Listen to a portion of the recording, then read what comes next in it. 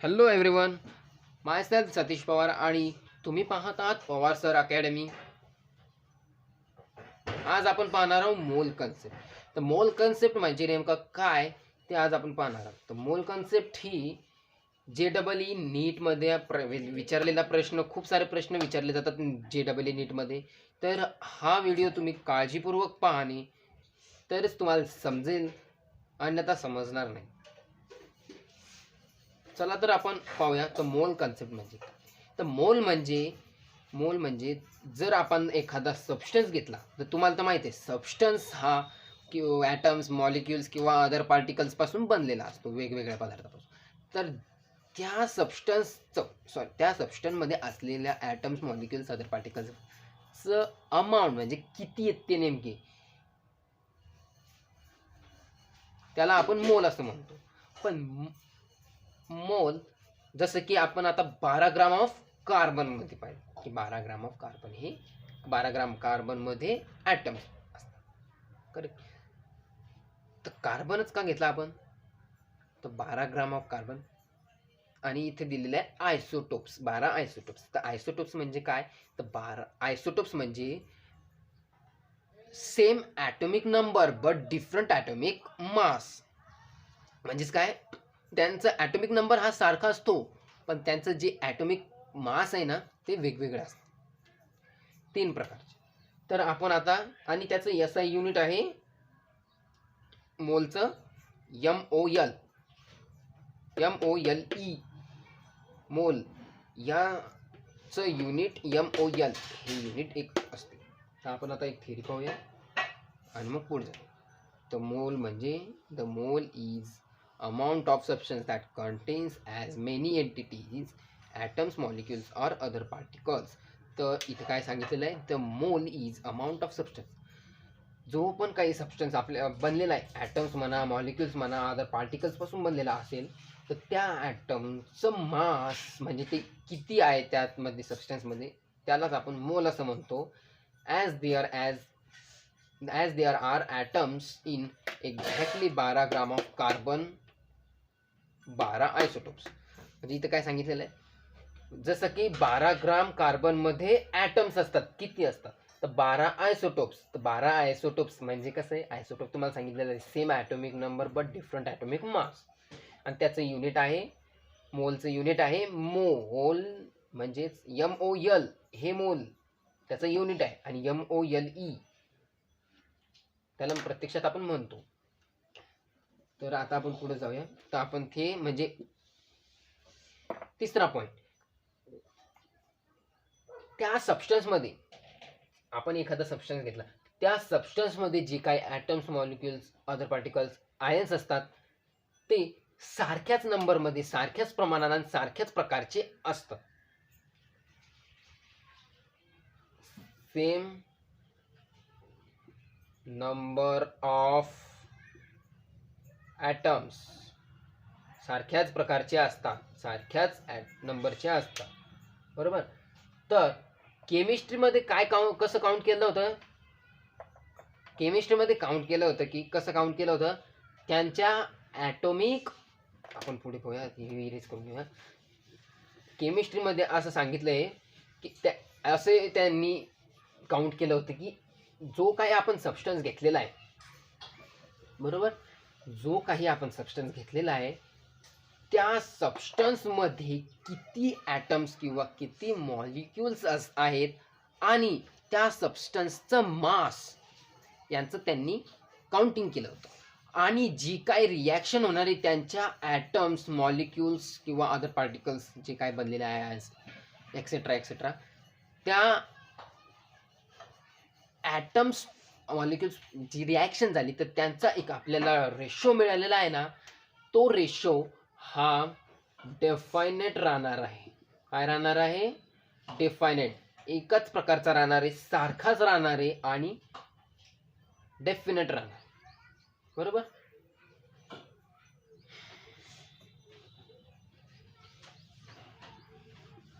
आता आपण का पहिले काय घेतलं, कोणता घेतला होता, कार्बन 12 हा ॲटम आपण घेतला. तर कार्बन 12 या ॲटमचं आपल्याला तिथे मास काढायला सांगितलं होतं. तर मास काढायचंय. तर C12 या ॲटमचं मास आपण मास स्पेक्ट्रोमीटर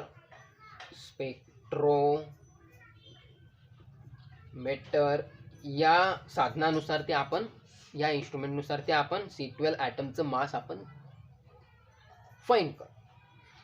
तर या मास स्पेक्ट्रोमीटर त्या C12 ॲटमचं असं मास दाखवलं की 1.992648 इंटू 10⁻⁻23 इतकं त्याने C12 ॲटमचं मास दाखवले. करेक्ट. तर C12 ॲटमचं मास दाखवले. आता आपल्याला इथे काढायला सांगितलेलं आहे की 12 ग्राम मध्ये किती मॉलिक्युल्स असतात, सॉरी किती ॲटम्स मॉलिक्युल्स असतात. तर आता तुम्हाला एक इम्पॉर्टंट नोट आहे, ती नोट करून ठेवायची आहे तुम्हाला तुमच्या नोटबुकमध्ये.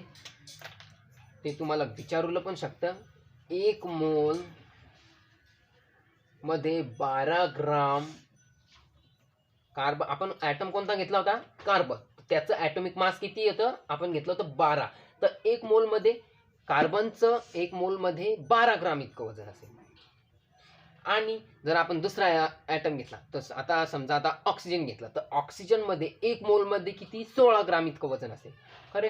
तर जो पण आपण ॲटम घेणार आहोत, तर त्या ॲटमचं 1 मोल मध्ये त्यांचं मास हे राहील.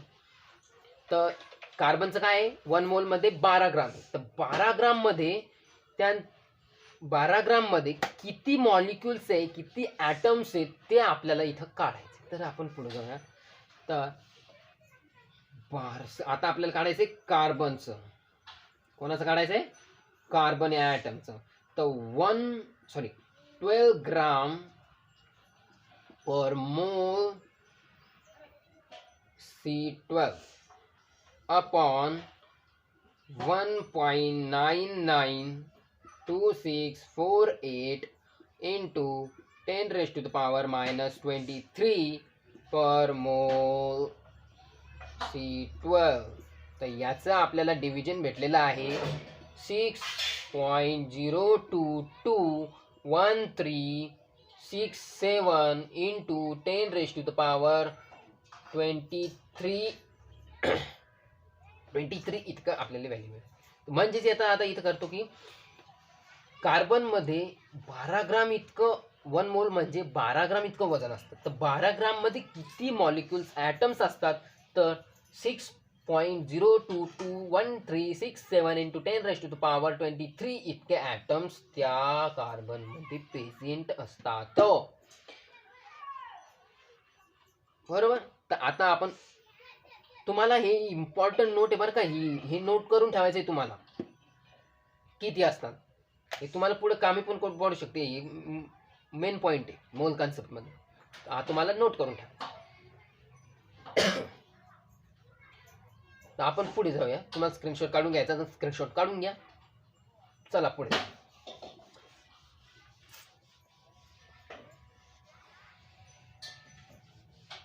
1 मोल मध्ये किती ॲटम्स असतात कार्बनच्या? 1 मोल इक्वल्स टू 6.0221367 इंटू 10⁻23 इतकं हे असतं 1 मोल. तर सिंपल भाषेत सांगायचं म्हटलं की यालाच ही कन्सेप्ट कोण शोधून काढली होती? कोणत्या सायंटिस्टने शोधून काढली होती? अमॅडिओ ॲव्होगाड्रो. कोणत्या? अमॅडिओ ॲव्होगॅड्रो या सायंटिस्टने ती शोधून काढली होती. म्हणून त्या मोललाच आपण काय म्हणतो? ॲव्होगॅड्रो कॉन्स्टंट असं म्हणतो. काय म्हणतो त्या मोलला? ॲव्होगॅड्रो कॉन्स्टंट असं आपण त्याला म्हणतो. आणि ते डिनोट कशाने करतो आपण? डिनोटेड बाय कॅपिटल एन आणि त्याच्या पायथ्याशी कॅपिटल ए ह्या सिम्बॉलना आपण डिनोट करू. हा त्याचा सिम्बॉल आहे. बरोबर. आपण पुढे जाऊया. तर आपल्याला इथे सांगितलेलं आहे की जे काही त्या सबस्टन्समध्ये ॲटम्स मॉलिक्युल्स जे काही ज्यापासून बनलेला आहे सबस्टन्स तो, तर त्या सबस्टन्समध्ये ॲटम्स मॉलिक्युल्स आयन्स पैकी काही असू शकतं. बरं. तर आता आपण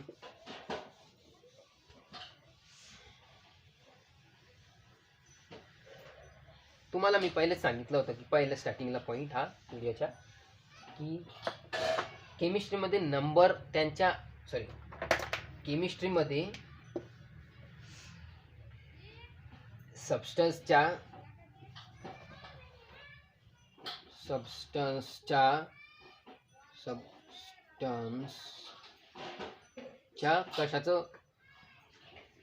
कशाचं हे केलं होतं. सबस्टन्सच्या नंबर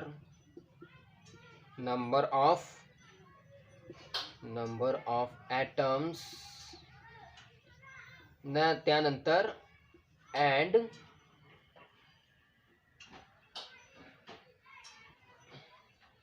मॉलिक्युल्स बाय मास.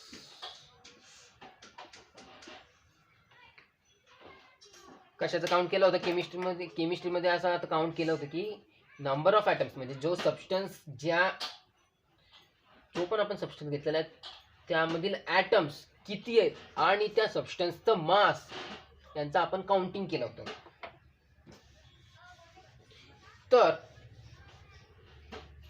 जी काही रिॲक्शन होणार आहे त्या ॲटम्स मॉलिक्यूल पैकी रिॲक्शन होणार आहे त्या ॲटम्स मॉलिक्यूल मधून कोणाची पण, तर त्यातून आपल्याला त्यांचा रेशो कसा मिळणार होता. डेफिनेट. हे तर तुम्हाला सांगितलं होतं डेफिनेट रेशो मिळणार.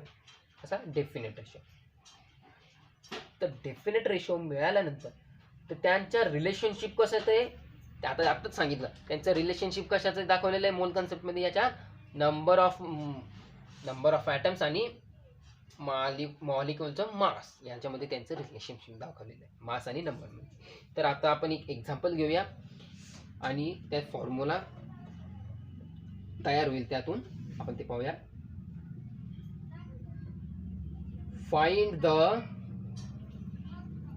मोल of oxygen present in oxygen atom present in 64 gram of oxygen. काय सांगितलेलं आहे आपल्याला मोल फाइंड करायचा आहे कोणाचा ऑक्सिजनचा. किती 64 ग्राम मध्ये किती मोल यूज केलेले त्याचं फाइंड करायचं. बरोबर. तर ऑक्सिजनचं मास हे किती असतं ॲटॉमिक मास किती असतं 16. त्यालाच आपण काय म्हणतो ग्राम ॲटॉमिक मास असं म्हणतो. काय म्हणतो ग्राम ॲटॉमिक मास असं त्याला आपण म्हणत असतो. बरोबर. त्यालाच आपण दुसरं नाव पण आहे मोलार मास म्हणून. काय नाव आहे मोलार मास. आपण जाऊया. एक मोल मध्ये ऑक्सिजनचं कसं तुम्हाला मी या व्हिडिओच्या स्टार्टिंगलाच सांगितलं होतं की मोल मध्ये जे पण कोणता पण ॲटम घेऊ तर त्या ॲटमचं जे काही मास असेल त्यालाच आपण 1 मोल म्हणू. करेक्ट. तर 1 मोल मध्ये ऑक्सिजन इथे किती दाखवलेला आहे 16 ग्राम. तर 16 ग्रामलाच आपण काय घेऊया 16 ग्रामलाच काय म्हणतो आपण ग्राम ॲटॉमिक मास. काय म्हटलेलं आहे ग्राम ॲटॉमिक मास. तर आपण कंटिन्यू करूया. तर mole of oxygen equals to 1/16 16 into 64, तर 16 into 16, 16 1 16 आणि 16 4 64 इतका द्यायचं. आता 4 आपल्याला इथे मोल मिळालेले, तर किती 64 या ग्राममध्ये किती मोल यूज केलेले आहेत? 4 मोल्स. 4 मोल्स इथे यूज केलेले आहेत. मोल ऑफ ऑक्सिजन, करेक्ट. तर आता इथे एक फॉर्म्युला तयार होतो. तुम्हाला स्क्रीनशॉट काढून घ्यायचा तर स्क्रीनशॉट काढून घ्या. आपण पुढे जाऊया. तर याच्यापासून एक फॉर्म्युला तयार होतो. तर तो फॉर्म्युला आहे, आता काय सांगितलं होतं आपल्याला फाइंड करायचं मोल ऑफ ऑक्सिजन. तर इथे काय सांगितलेलं होतं, तर इथे आपण नंबर ऑफ मोल बरोबर इक्वल्स टू काय फाइंड करायला सांगितलं होतं? मोल. तर काय दिलेलं होतं आपण? गिवन मास काय आहे? 64 ग्राम. इथं काय मास, गिवन मास अपॉन मध्ये काय 16 म्हणजे कशाने त्याला डिवाइड केलं होतं? 16 n. तर ऑक्सिजनचं मास किती होतं? 16. तर त्याला आपण काय म्हणतो? ग्राम ॲटॉमिक मास. त्यालाच आपण दुसरं नाव आहे त्याला मोलार मास, बरोबर. हा एक तिथे फॉर्म्युला तयार झालेला आहे. हा फॉर्म्युला तुम्ही डेनोट करून घ्या आणि जसं जसं आपण पुढचे व्हिडिओ घेऊ तसे तसे तुम्हाला तुम्हाला ते फॉर्म्युले पण मिळतील आणि कळतील पण. मोल कन्सेप्ट ही Gay Lussac law, law of gas volume आणि लॉ ऑफ डेफिनेट प्रोपोर्शनशी रिलेटेड आहे. तर तुम्हाला डिस्क्रिप्शन बॉक्समध्ये त्याची मी लिंक देऊन देईन. तुम्हाला पाहायचा असेल तर त्या लिंकवर क्लिक करा आणि तो व्हिडिओ पाहून घ्या. तर तुम्हाला समजेल मोल कन्सेप्ट हळूहळू. तर या व्हिडिओमध्ये इतकेच. आता पुढे आपण पुढचा व्हिडिओ